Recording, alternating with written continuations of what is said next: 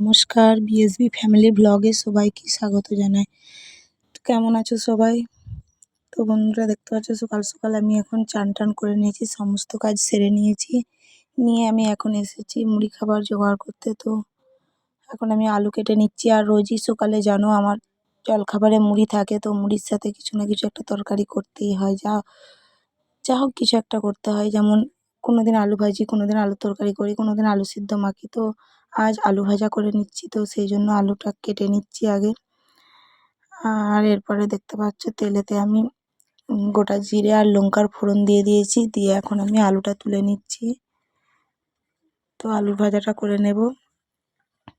আর আলুগুলো একটু ভালো করে জল দিয়ে ধুয়ে নিতে হবে, তা নাহলে আলুর মধ্যে যে কষের মতো থাকে সেটা কিন্তু কেমন একটা লাগে।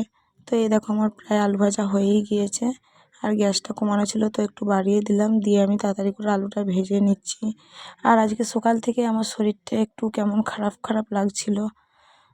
তো সকালের দিকটা অতটা কিছু বুঝতে পারিনি, সকালে সমস্ত কাজ করেছি। আর এই দেখতে পাচ্ছ মুড়ি টুড়ি সব বাড়ছি, তো মুড়ি খেয়েও নিয়েছি। আর এই পর্যন্তই, একটু একটু সামান্য সামান্য শরীরটা খারাপ লাগছিল। তো তারপরে এরপরেই রান্না চাপিয়েছিলাম। রান্না চাপানোর পরে হঠাৎ করে মাথাটা যন্ত্রণা করে, আর কেমন করে শরীরটা কেমন একটা হতে থাকে। তো এখন দেখতে পাচ্ছ আলু ভাজা দিয়ে দিচ্ছি মুড়িতে, তো মুড়ি খাওয়া হবে। আর তারপরে যেটা বলছিলাম, মাথা যন্ত্রণারে মানে অনেকটাই সমস্যা হচ্ছিলো, হয়তো আমি ভেবেছিলাম গ্যাস থেকে হচ্ছে।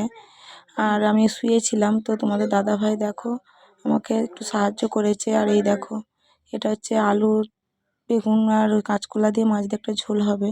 তো এইগুলো সমস্তটাই তোমাদের দাদাভাই করে নিয়েছিল। আর এই দেখতে পাচ্ছ পেঁয়াজটা কেটে নিয়েছে, আর এখানে রেখেছে তিলটা আমি সকালে ভিজিয়ে দিয়েছিলাম, তো এটাকে ছেঁকে নিয়েছে। তো আজকে তিলে পেঁয়াজে ভাজা হবে, আর ওই ঝোল হবে মাছ দিয়ে, আলু দিয়ে আর বেগুন দিয়ে ঝোল হবে। তো অর্ধেকটা কাজ তোমাদের দাদাভাই আগেই দিয়েছিল, কারণ আমি শুয়েছিলাম, শরীরটা ভালো লাগছিল না। আর তারপরে দেখি এখানে দুপুরের দিকে প্রায় 3টে বাজে, তখন আমার শাশুড়ি এরকম মুড়ি ভাজতে বসেছিল। তো এটাও তোমাদেরকে পুরোটাই আমি দেবো ভেবেছিলাম, কিন্তু দিতে পারিনি, কারণ তোমাদের দাদাভাই গাড়ি নিয়ে বেরিয়ে পড়েছে। আর আমি বললাম আমি শুয়েছিলাম সকাল থেকেই। তো কীভাবে মুড়ি ভাজা হয় উনানে, তো সেটা তোমাদেরকে পরে যদি কোনো দিন ভাজে তোমাদের নিশ্চয়ই দেখাবো। এখন মুড়িগুলো কুড়িয়ে নিচ্ছে, কারণ মুড়ির তলায় ওই কালো মতো ওগুলো বালি, তো ওই বালিগুলো না ছেঁকে কুড়োলে একটু কেমন খেতে লাগবে, বালি বালি মতো। আর এই যে খোলা খাবরি, আগেকার দিনে মানুষ এরকমভাবেই দেখেছো মুড়ি ভেজে নেয়। আর তারপরে সন্ধেবেলা গিয়েছিলাম ডাক্তারখানা। তো এখন আমরা বেরোচ্ছি, আর চলো তোমাদেরকে দেখাবো। আমার মুখটা দেখে মনে হয়নি যে আমার শরীর খারাপ হয়েছে বলে, কিন্তু হয়তো তোমরা বলবে দেখে মনে হয়নি। আর এই দেখো চলে এসেছি ডাক্তারখানা। তো এখানেই ওষুধ নেব। আর এখন অন্য একজন নিচ্ছে, এরপরে আমি নেব ওষুধ। তো আমার সবসময় এরকম, যদি আমার শরীর খারাপ খুব বাড়াবাড়ি না হয়, অল্প দিক দিয়ে যদি শরীর খারাপ হয় না, আমাকে দেখলে কেউ বুঝতে পারে না যে আমার কোনো কিছু ভেতরে হচ্ছে, শরীর খারাপ টারাপ কিছু একটা হচ্ছে। কিন্তু আমি যখন ডাক্তার দেখাতে গিয়েছিলাম, ডাক্তারের কাছে প্রেশারটা মাপালাম, আমার প্রেশারটা কম রয়েছে।